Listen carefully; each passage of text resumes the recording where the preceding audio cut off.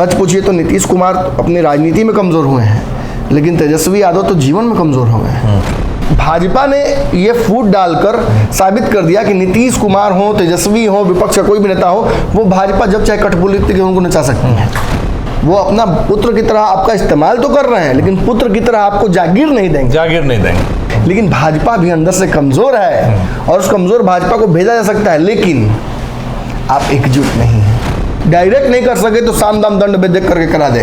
तेजस्वी को जहाँ जब चाहे कि ये करो तो साम दाम दंड भेद देकर हम उसको उस तरह से करवा दें, और ये टाइम बम आज नहीं तो कल फटेगा।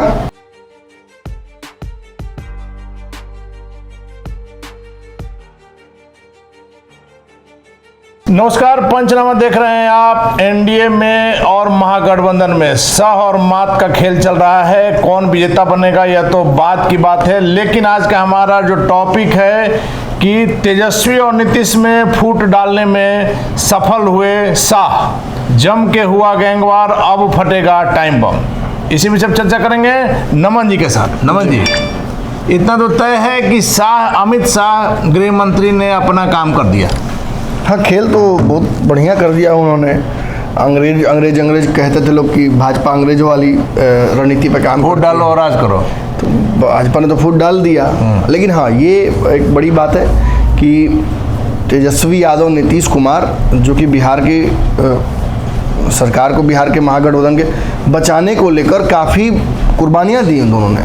खासतौर पे नीतीश कुमार तो कम कुर्बानी दी हैं, लेकिन तेजस्वी यादव ने तो आपने देखा कि मंत्री की छुट्टी हो गई, कोई दिक्कत नहीं है। कुर्नी वाली सीट आपको याद होगी, ये सिटिंग सीट थी आरजेडी की, वो दे दी। आपको याद होगा कि मतलब सारे विवादों के बावजूद उनका मंत्री पद बचा हुआ था, कार्तिक मास्टर का, उनका भी इस्तीफा हो गया। सुधाकर सिंह तो खैर तो सेल्फ गोल हो गया, उनका तो जाना ही था, तय था। ये हुआ किसके चलते? कुर्नी में एक सीट कम, जानते थे, राजद के लोग जानते थे कि ये सीट जदयू निकाल नहीं पाएगी। हमने तो पहले ही कह दिया था कि संभव नहीं है, तब भी वो सीट हारी गई। फिर आपने देखा कि एमएलसी वाले जो चुनाव थे उसमें भी सीटों का बंटवारा जितने से हुआ था जदयू के पक्ष में लगा, वो भी। ये सब कुछ झेल कर तेजस्वी यादव क्या बचाना चाहते हैं? अपनी कुर्सी। हाँ, एक आंसर ये भी हो सकता है, लेकिन एक लार्जर आंसर ये भी हो सकता है कि महागठबंधन, गठबंधन है तो कुर्सी है। गठबंधन बचेगी तो सभी की कुर्सियां बचेंगी। गठबंधन बचेगा तो भाजपा खुलेआम किसी पर हाथ नहीं डाल पाएगी जी। और गठबंधन बचेगा तो नीतीश कुमार की भी कुर्सी बची रहेगी। अगर तेजस्वी में इसमें से किसी भी घटना पर अगर दुखी होकर या दिल पर उस घटना को लेकर या ये सोचकर कि हम ही क्यों कुर्बानी हर बार दें, अगर अड़ जाते तो क्या होता?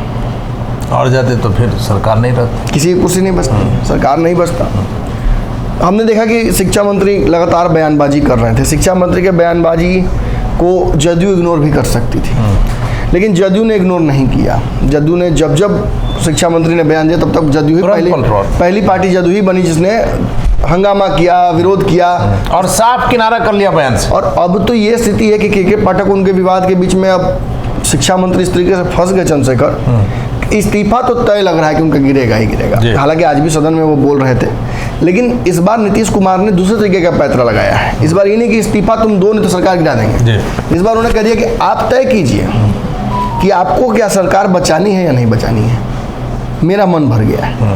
अब इसके बाद तेजस्वी यादव के लिए मानो कि छत पर से टंकी खुला छूट गया हो, तो अब ऊपर से नीचे भाग रहे हैं। स्विच नीचे है लेकिन गलती से ऊपर चले गए टंकी देखने के लिए, तब ऊपर से भी तेजी से भागते हुए आ रहे हैं। पहले अपने विधायक को बुलाया, विधायक को मोबाइल छोड़ के आओ, बात किया, डांटा कि ऐसा नहीं करना है। फिर एमएलसी को डांटा, फिर एमएलसी को भेजा कि जाके अब नीतीश कुमार डांटेंगे, मुख्यमंत्री जी के पास जाइए। चंद्रशेखर को भी डांट पड़ी। और आज तो एक और खबर आपको प्राप्त हुई होगी कि आज भी डांट पड़ी है कई लोगों को। मतलब वो डांट रुक नहीं रही है। सरकार बचाना तेजस्वी यादव के लिए बहुत महत्वपूर्ण है। सच पूछिए तो नीतीश कुमार अपनी राजनीति में कमज़ोर हुए हैं, लेकिन तेजस्वी यादव तो जीवन में कमज़ोर हो गए हैं। जिस तरीके से उन पर चार्जशीट हुआ है, गिरफ्तारी की तलवार लटक गई है, कभी भी हो, इस्तीफे की तलवार लटक गई है, व्यक्तिगत जीवन में आहापों की स्थिति हो जाएगी। लालू प्रसाद यादव को कितना समस्या हुआ था, एक चारा घोटाले में नाम आने के चलते लालू यादव का जीवन कभी उसके बाद शांति से नहीं मिल सका, एक नॉर्मल इंसान की तरह कभी नहीं रहा। वो तो उतने मजबूत हैं कि वो अड़ जाते हैं अपनी चीज़ों पर, और राजनीतिक स्टैंड उनका एक अलग है जो कि जिस पर कॉम्प्रोमाइज़ वो कभी करते ही नहीं। लेकिन तेजस्वी वैसे नहीं लगते हैं। आज तक की तेजस्वी की जितनी भी राजनीतिक हमने क्षमताएं देखी हैं, हमें लगता है कि तेजस्वी रिलक्टेंट पॉलिटिशियन है। अगर राजनीति इनके परिवार में अगर नहीं आती वंशवादी होते हुए, तो ये शायद राजनीति नहीं कर रहे होते, और इन्हें चुना भी तो था ना जी। अब तेजस्वी हो, चिराग पासवान हो, ये लोग ऐसे पॉलिटिशियन नहीं हैं जो राजनीति में सेवा के भाव से आए हों, या जो राजनीति में आकर अपना नाम बनाना चाहते हो। उनको बना बनाया नाम मिला, उन्होंने अपने कोई फिल्म में गया, कोई क्रिकेट में गया, नहीं सफल हो पाए, फिर तो बैकअप तो था ही, तो आके वापस वहीं पे उस राजनीति को उन्होंने शुरू कर दिया। लेकिन बड़ी बात यह है कि हम, ठीक है, हम यहाँ से लग सकता है कि हम इल्ज़ाम लगा रहे हैं किसी पे, लेकिन आप में वो राजनीतिक क्षमता 2015 में भी नहीं थी कि बिहार के उप मुख्यमंत्री बन सके। नीतीश ने आप पर एहसान किया। ये अलग बात है कि आपने नीतीश कुमार को मुख्यमंत्री बनने के लिए एक गठबंधन बनाया, उसमें सहयोग किया आपने, ज़्यादा विधायक होने के बावजूद भी नीतीश कुमार को आपने तब सहायता देकर उन्हें मुख्यमंत्री बनाए रखा। लेकिन आज नीतीश कुमार को मुख्यमंत्री बनाना आपकी राजनीतिक मजबूरी नहीं थी, आप थोड़े परिपक्व हो गए थे। लेकिन जिस तरीके से ये फैसले हुए, इन फैसलों ने फिर साबित कर दिया कि तेजस्वी यादव को अभी बहुत सीखना है, बहुत सीखना है। और भाजपा ने ये फूट डालकर साबित कर दिया कि नीतीश कुमार हो, तेजस्वी हो, विपक्ष का कोई भी नेता हो, वो भाजपा जब चाहे कठपुतली के उनको नचा सकती है। आपने देखा चंद्रशेखर तो उतना बड़ा नाम नहीं है, लेकिन सुनील सिंह जी, जो कि राजद में सुप्रीमो लालू जी, राबड़ी जी, कहने का मतलब उनके किचन से लेके उनके मामा ही कहे जाते हैं, कहीं भी सुनील सिंह को जाने की आज़ादी थी। सुनील सिंह जितना करीबी थे परिवार के, लगता था कि परिवार के एक सदस्य हैं। वैसे में सुनील सिंह की निष्ठा पर जब प्रश्न चिन्ह लग गया, तो ये बड़ी बात है। भारतीय जनता पार्टी अपने मकसद में कामयाब हुई। अमित शाह का यहाँ पर रणनीति काम कर गया, फूट डालो शासन करो, फूट तो डाल दिया। लेकिन हाँ, ये बात है कि अब ये महत्वाकांक्षाओं की वजह से हो या जिस कारण से भी हो, तेजस्वी यादव के सामने नीतीश कुमार ने जो शर्तें रखी, उन शर्तों को तेजस्वी ने बिना सिर उठाए स्वीकार कर लिया। मौन स्वीकृति कहा जाता है, मौन स्वीकृति भी नहीं, बिना देखे नीतीश कुमार को उन्होंने सिर नीचे रखे हुए ही उस सारी बातों को स्वीकार कर लिया।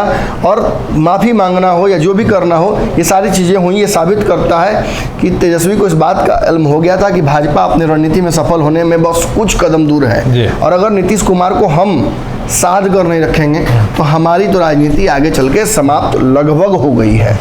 ऐसी स्थिति में कहीं ना कहीं एक बड़ा सवाल खड़ा होता है कि क्या भाजपा विपक्ष के सभी दलों को, विपक्ष के जितने भी घटक दल हैं, सभी को डैमेज कर सकती है इस तरीके से? क्या भाजपा चाहकर मैनिपुलेट किसी को भी कर सकती है? तो अगर हम महाराष्ट्र देखें, अगर हम बिहार देखें, तो हमें इस बात का एहसास हो जाता है। हम केजरीवाल की स्थिति को देखें तो हमें एहसास हो जाता है कि भाजपा कमोबेश विपक्ष के सभी दलों को अकेले करके एक साथ देखकर तो भाजपा बहुत बिदक गई। बिहार में टेम्पोररी एकजुटता दिखी, उसी से भाजपा इतना डर गई कि उसने अपने सारे प्लान्स को स्पीड में ला दिया। जल्दी ईडी-पीडी करो जो करना है। उन्होंने तुरंत ही 18 तारीख को घोषित कर दिया कि हम एनडीए की भी बैठक करेंगे, तो 15 का करोगे तो हम 20-30 दलों का करेंगे। ये क्या है? ये एक्शन रिएक्शन है। ये साबित करता है कि भाजपा भले ही आज सत्ता में हो, निरंकुश लगती हो, भले ही उसके पास ताकत हो सेंट्रल एजेंसीज का, लेकिन भाजपा भी अंदर से कमज़ोर है, और उस कमज़ोर भाजपा को भेजा जा सकता है। लेकिन आप एकजुट नहीं हैं, आपके पास संगठन में वो ताकत नहीं है। और जो फूट डालकर अमित शाह अब बैठ गए। देखिए, आप क्या करते हैं जब आप मछली पकड़ते हैं या चारा डालते हैं, तो आप डालकर इंतज़ार ही करते हैं कब मछली फंसेगी तब खींचेंगे उसको। गैंगवार तो ज़बरदस्त हुआ है। आपने देखा किस तरीके से अपने खिलाड़ियों के पक्ष में, जैसे कबड्डी में लोग घुस जाता है, हाथ धर लेता है, खींचने लगता है, वही हो रहा है।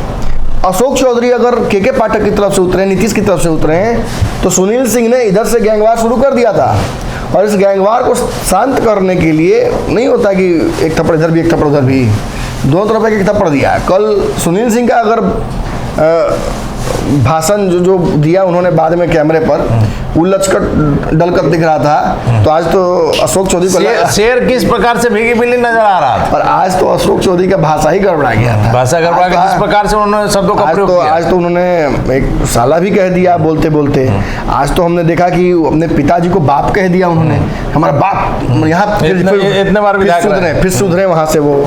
और भी गलती हो गई, उनके मुंह से निकल गया। कुछ दुष्ट शिक्षक होते हैं, फिर उन्हें कहा भी कि फिर मेरा फर्जियत करवाइएगा। कल यही बात सुनील सिंह भी कह रहे थे। मतलब इन दोनों ने मान लिया कि दोनों का फर्जियत हुआ है। ये आप कहने की जरूरत क्या, अपने से कह रहे हैं दोनों का फर्जियत हुआ है। दोनों को राजनीति में पलट जाना और फर्जियत करा के फिर झाड़ देने से लेकिन सुनील सिंह को आपको क्या लग रहा है कि जो भी बयान उन्होंने दिया पिछले दिनों, गलत तो नहीं दिया, अपने मन से ना दिया ना गलत दिया, ना गलत दिया। लालू जी की सहमति के सुनील सिंह कुछ बोलने वाले नहीं। निश्चित तौर पर यही तो बात स्थापित करती है कि लालू यादव चाहते हैं कि तेजस्वी अब मुख्यमंत्री बने।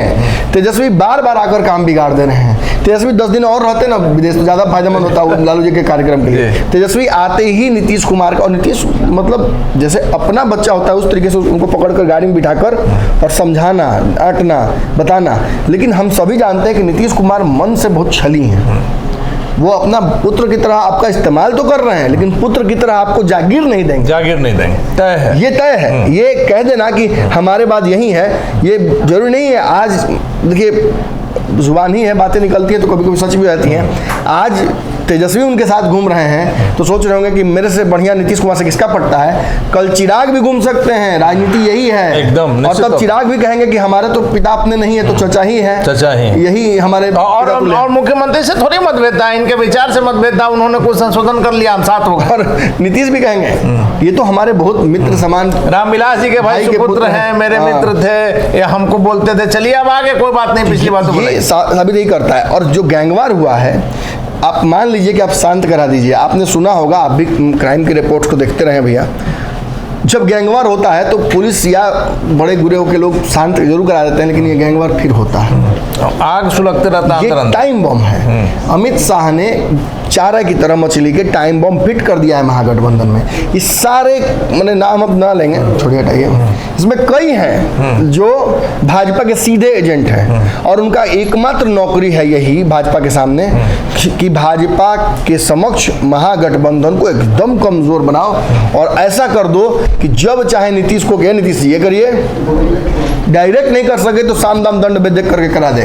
तेजस्वी को चाहे जब चाहे कि ये करो तो साम दाम दंड भेद देकर हम उसको उस तरह से करवा दें। और ये टाइम बम आज नहीं तो कल फटेगा।